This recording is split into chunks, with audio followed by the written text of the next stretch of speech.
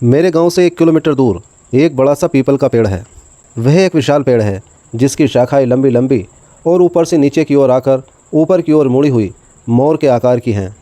वह पेड़ देखने में इतना भयानक लगता है कि मेरे तो उस दिन की घटना के बाद रोंगटे खड़े हो जाते हैं। उस पेड़ की शाखाएं कम से कम आधा बीघे जगह में फैली हुई हैं।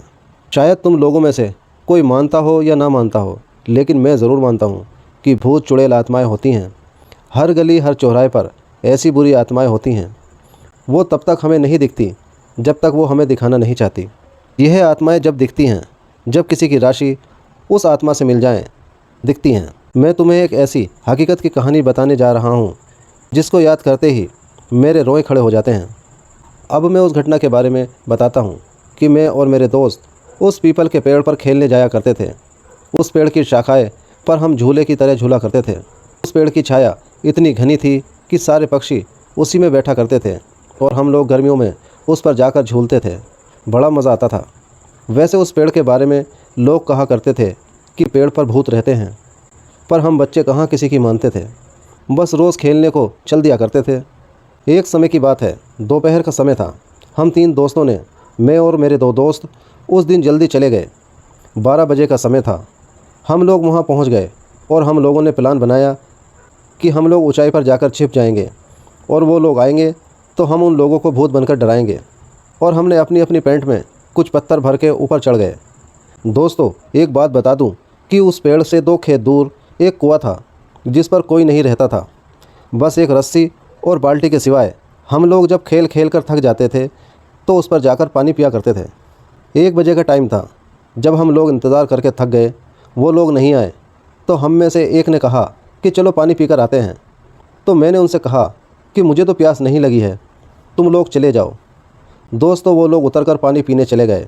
दोपहर का समय था। सूर्य अपनी फुल तपन पर था।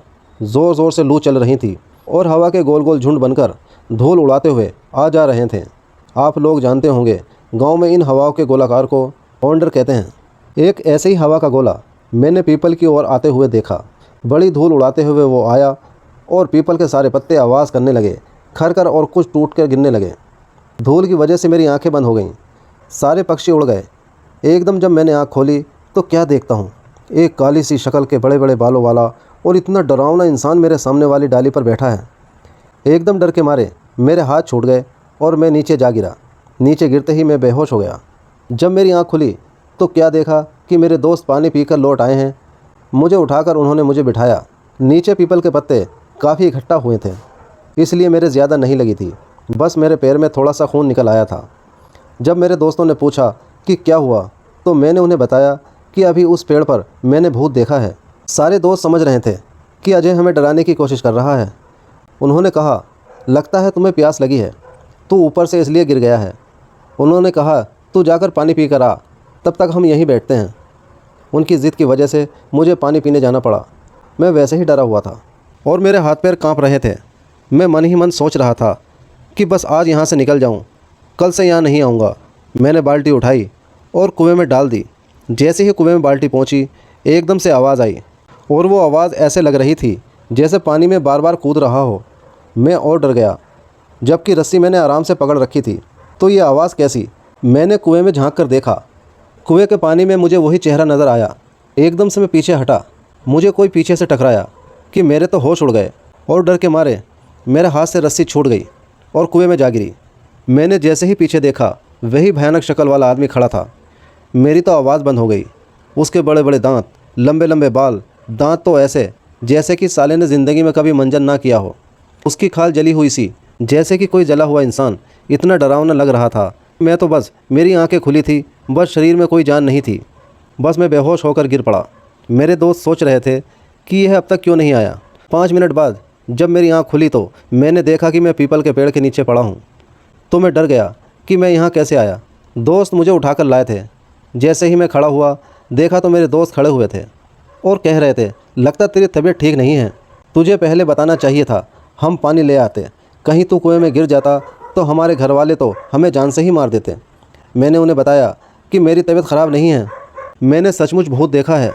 उन लोगों को विश्वास नहीं हो रहा था कि अजय, जो कि कभी भी भूतों के बारे में बोलते थे तो वो कहा करते थे कि भूत नहीं होते, मगर इसे आज हो क्या गया है। जो हर बात पे भूत भूत लगाए हुए हैं। भाइयों, अब तक 2 बज चुके थे।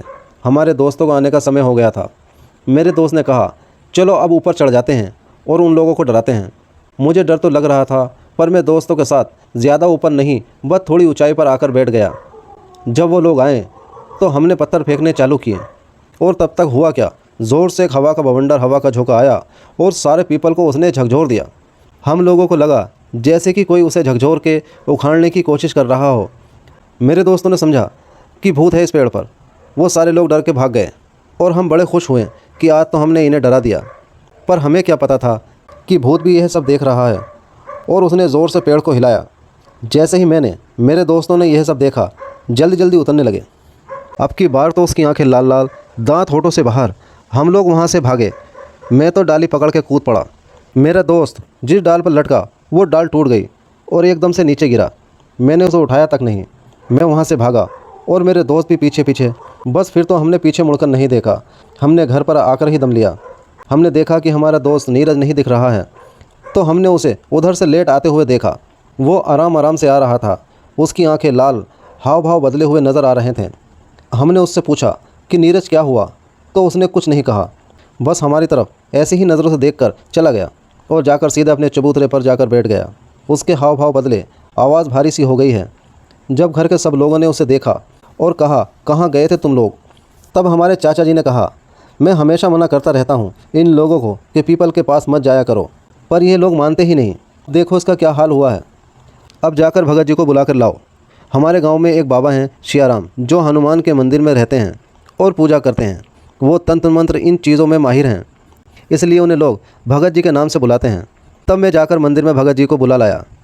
भगत जी ने मुझसे कहा कि पहले कुल्ला कर और जाकर हनुमान के मंदिर से भभूत लेकर आ। तब मैंने राख ली।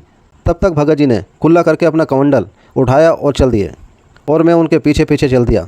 भगत जी वहाँ पहुँचे और पहुँचते ही सब समझ गए और कहा, भाई तुम यहाँ क्या लेने आए हो। वो चुप रहा, कुछ बोला नहीं। तब भगत जी समझ गए कि तू ऐसे नहीं बताएगा। तब भगत जी धरती के पैर छूकर बैठकर मुझसे राख मांगी। मैंने उनको राख दे दी। तब उन्होंने कुछ मंत्र बोलकर उस राख को उसके ऊपर फेंक दिया और कुछ कमंडल से जल के छींटे मारे और उसका कान पकड़कर बोले, बता तूने इस लड़के को क्यों पकड़ रखा है और तू कौन है, कहाँ से आया है। तब उसने बताया कि मैं पास के पीपल के पेड़ पर रहने वाला भूत हूँ। यह लोग मुझे दोपहर के समय सोने नहीं देते, इसलिए मैंने इनको डराया और इसको पकड़ लिया।